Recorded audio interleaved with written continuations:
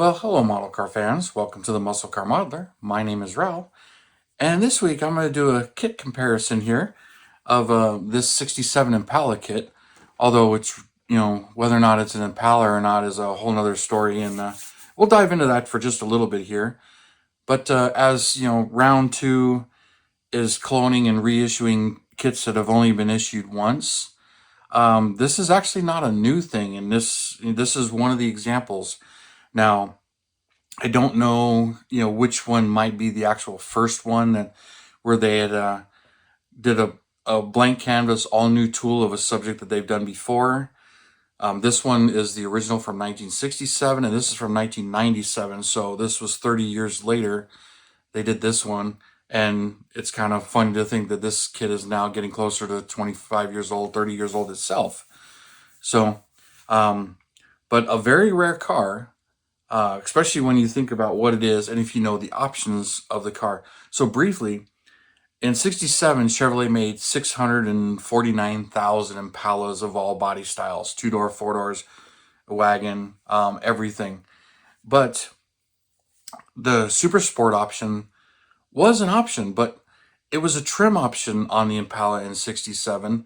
So you can get the Super Sport option and get whether it came with a 6-cylinder or whatnot, you could. 68, the 6-cylinder was dropped. The 307 was a base engine for the Impala SS. But interestingly, in 67, they had a different option. So if you wanted the 427 engine and an SS, they were kind of weird about it. So you had a special option that was Z24, not like Cavalier Z24, but that was the RPO code. And it got you the SS427 Sport Coupe. You could get it in convertible too, I understood. Don't know, if I've seen any or not, but I understand that option was available on Sport Coupe and convertible only. But the car didn't say Impala anywhere on the car, on the outside. I think it still said it on the seat, but supposedly all of the Impala emblems were removed, which you don't see on either one of these box arts. But getting back to it, the SS option you could have with any engine.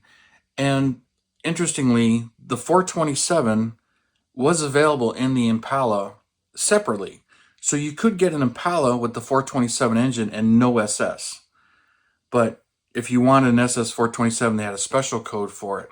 So only 2,200 of these were actually made of that 650,000 cars. So anyway, getting into the kit itself, this is the original. Now it's not a mint kit, but here's the custom, the stock version, the custom version. There's a lot of neat parts in here. You got custom tips, custom rear roll pan instruments, these really interesting seats, custom headlights, multiple different wheels, which they're all kind of in here. The engine here with a lot of the parts. And a lot of these parts were reused in different versions. So even if the 70 Impala, a lot of these parts came in here. So this tool was only issued the one time in 67. Then it was turned into the 68, turned into the 69, and then turned into the 70. And after that, whether or not the 71 was an all new tooling or they just, went with an all new body, why the 70 still exists and the 71 don't, I'm not really sure. Or if they retooled that one. Kind of interesting to think about this stuff. Like I said, this is not a mint kit. This one's brand new inside. We'll get into this one, but this one's pretty much how I like to find kits when it comes to rebuilders. And real quick, thank you to Dan Doan here, who's a big supporter of the channel, good friend, and he's been a supporting friend of mine even before I had the channel, when it came to restoring some of these model kits and vintage parts and just general information on this kind of stuff. So he was a big help on that stuff. So this is his kit, although I do have the option to buy it, and I probably will actually after really looking it over and looking the kit over, because it's like how I like to buy vintage kits to rebuild them.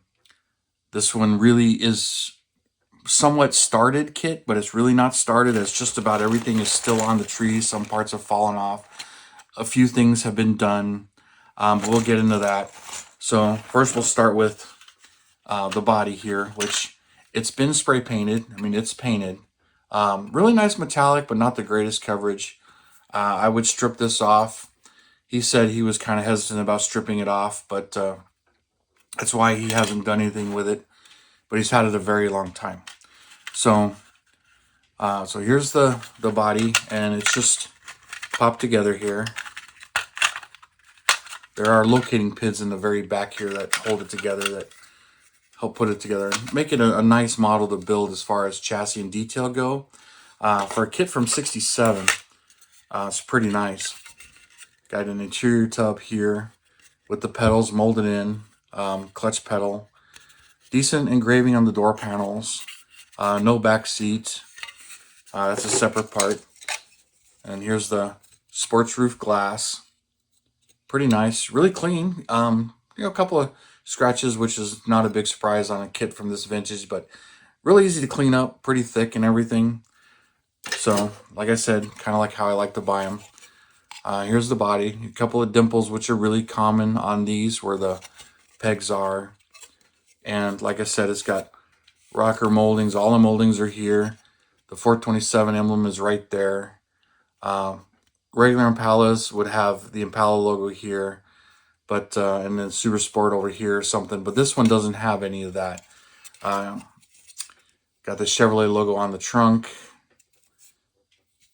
and all of that. So we'll so there's the body. Here's the special hood, which this hood with these 3 vents was only on this SS 427 model.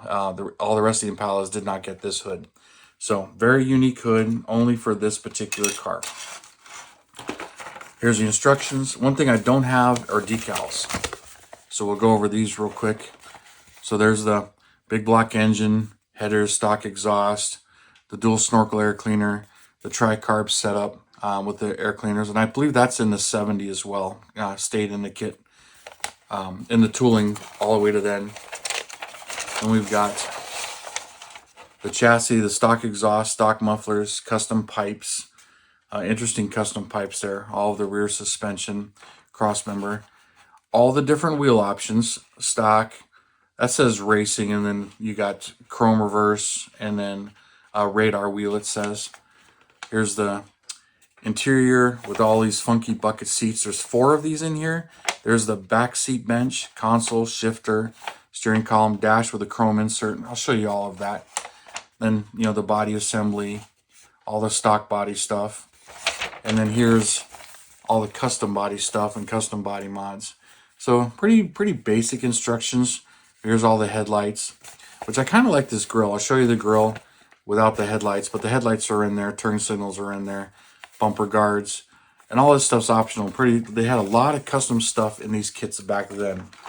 So here's most of the chrome. It's still there. You can kind of recognize this tree. There's the stock hubcaps. 3 of the 4 of those wheels. These really interesting 427 valve covers right here. An exhaust, dual snorkel, and all these other parts here. But, and then we've got 2 sets of tires. These Firestone red lines, which are petrified. These things are hard. But, and then another set of white lines here. So there's 2 sets of tires, huge chunk of sprue. Okay, we'll put this stuff back in the way and get into the parts bag here.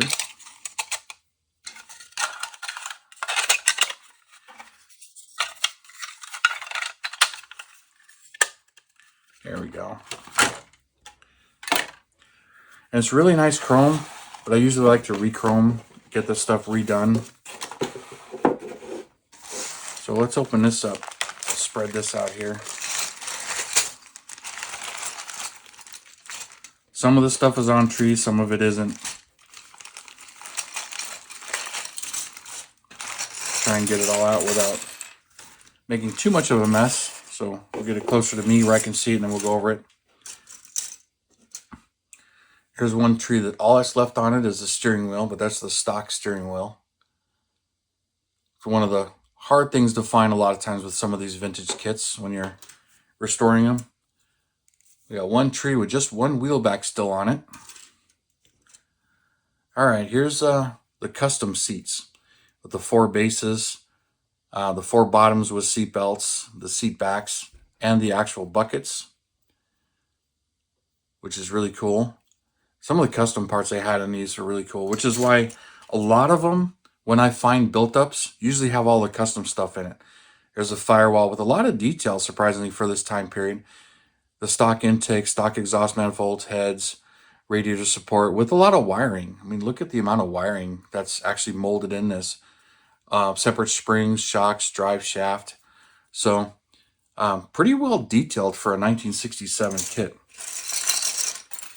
Here we go. Got the front suspension cross brace and everything right there. Interesting part. Here's one of the exhaust and the stock mufflers right there. Here's the other exhaust that's included. Here's the 4 headlights, one fallen, and then the marker lights just for the custom. That's just for the custom. Got the rear seat right here with the Impala emblem. Pretty cool, and I believe that's the only emblem that's stayed. Here we got the stock belts, starter, coil, distributor, water pump. It looks like the right amount of distributor terminals. The custom front roll pan and the custom grill, which I think I got that upside down. Or maybe not. I think that was right side up. But I think this is pretty cool. The custom grills they put in some of these, this is really cool. So, I mean, if I had a couple of these kits, I'd be tempted to do that and build it as the custom version. Here's the engine halves, big block with 4-speed, which the 4-speed was available in this car behind this motor. Rear axle. Here's the other part of the rear axle with the extra link. The front bucket seats. And then here we've got the dash, which is pretty cool, you know, and a separate insert on the chrome tree that goes in there for the gauges and everything, and just drops right in there. Looks pretty nice. There's a lot of 67 to 68 kits that they did this AMT and MPC with separate chrome, but only for, it seems like, a short time, like a lot of 67 kits. I know the 67 Cougar is one of them that pops in my head where they did that. Oil pan, really nice center console here with the 4-speed pattern and everything. Here's a missing seat back. Here's the battery, which is kind of small. Not sure if that suspension link is for the rear suspension or for the front. I think it's more for the rear suspension. I think some of them had like a ladder bar, but not 100% sure on that part. Here's the wheel backs. Those are here. Got some chrome for the trim rings, the wheel backs as well. The spindles for the front suspension, which are really flimsy. Here's the custom taillights. And then these wheels were painted. Well, not this one. The Steelies were painted. And there's some fronts and rears. And all 4 of them are here. Here's that other custom radar wheel. Or not really radar, yeah. But here's the other one, which was painted. The other ones were not. And then other seat back, bottom, the rear roll pan, and the rear custom, which has the SS 427 emblem in it, but has custom bumper, and it goes together like that on the body. The custom taillights go in that. Only got 2 of these particular mesh wheels, so there should have been 4 in here, but so 2 of those are missing, not a big deal. And then here's the chrome tree with some of the custom parts, the custom headers, the 6-pack intake, the 4 exhaust pipes, and then the 2 headlights, custom headlights, and this breather cap or whatever that is. I'm not 100% sure, and then the last 2 items. Here's the front bumper with the 67 molded into it. Pretty nice detail. Chrome's a little worn in spots and a little thin. I usually would send these out to get them chromed, but really don't have a chrome plater at the moment because I used Chrome Tech Bob for the longest time, but he retired. And then here's the rear bumper. These taillights are not glued in, they're just popped in there. So I can pop them out. I just need to get something and gently push, and then they pop right out. So, I mean, as far as a building kit goes, it's perfect. And somehow the engine blocks aren't glued together. So that's kind of surprising, as that's really common with kits like this. Usually that's the first thing glued together, but interestingly, this one, the body was painted first. So now we'll compare it to the newer one. So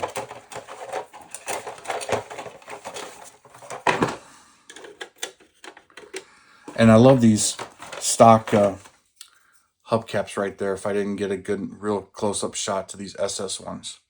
And it's kind of funny how they're just kind of wherever they could get them on the tree. Some of the kits are really funny about that. But when it comes to the 1997 issue, which this isn't the best box, but it's the SS 427. This one says Impala on the box, which it really shouldn't. But there's the 427 detailed interior rally wheels, view from the rear, some of the pictures here. And this one does have the rally wheels in it. And then the rest of the box. And it's from 1997. So this is an original issue, but it has all the parts in it. So we'll open this up and start doing the comparison. So let's just move that off to the side, because I'll put all that back in the bag here. So glass is right on top. Molded in the rear window, front windshield. There's a little bit of marring on it. Headlight lenses, whatever that actually is. I think that's for the instrument cluster. Well, I don't really know for sure on that one. This is kind of an odd part, but here's the body. Same 427 emblem right there. And then rocker moldings and everything. It's pretty much just like that. Sink marks as well a little bit, but it's mainly for locating the glass. Definitely thick glass on this one, because that's kind of what they were doing at the time. But a really nice engine compartment with all the battery cables, and battery cables are on this side. Washer cables and wiring and stuff. So a lot of the nice detail in this one. And then here's the chrome tree. Let's get my razor out and open that up.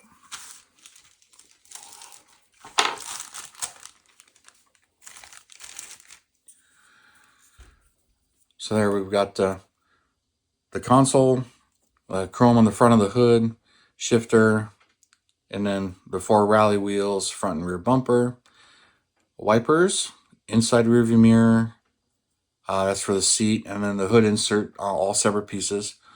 Console isn't quite as nice as the one in that one, but all the rest of the details are much nicer. We've got the 4 tires that came in this kit, which they're kind of like red lines. They've got a groove in them, so you can fill that groove with acrylic paint, which I've done to give it the red line or white line look.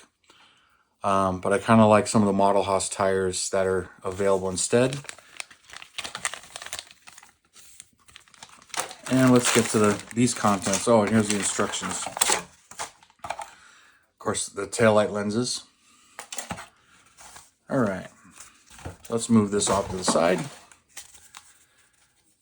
All right, so 67 Impala Super Sport. Kind of wish you could do it as a regular Impala as well, but probably wouldn't be too hard to convert it.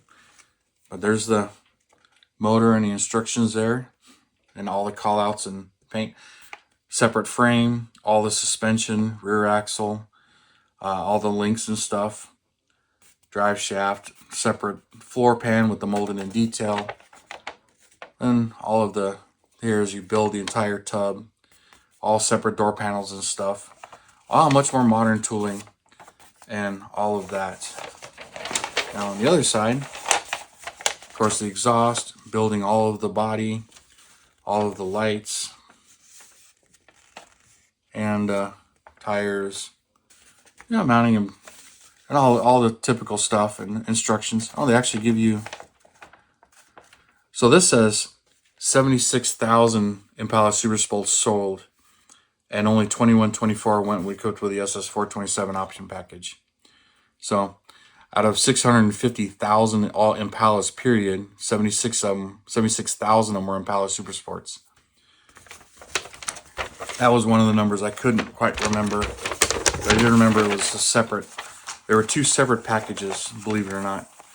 So anyway, so there's the instructions, and then the decals, which are just plates, but still kind of nice. And then that should say 385 horse, which would be correct because the that was the horsepower level of the 320 or 427 for this car. But for some reason, the solid lifter L72 was not available in 67, the 425 horsepower, until way late in the year. So no documented 67 427s have the L72 in it, but there is one that exists. Read about that one. There's no paper trail to prove it exists. It's not supposed to exist, but it was built in May of 67, well after the introduction, because they're saying that the L72 was reintroduced in March, and that car was built in May at the very, very end.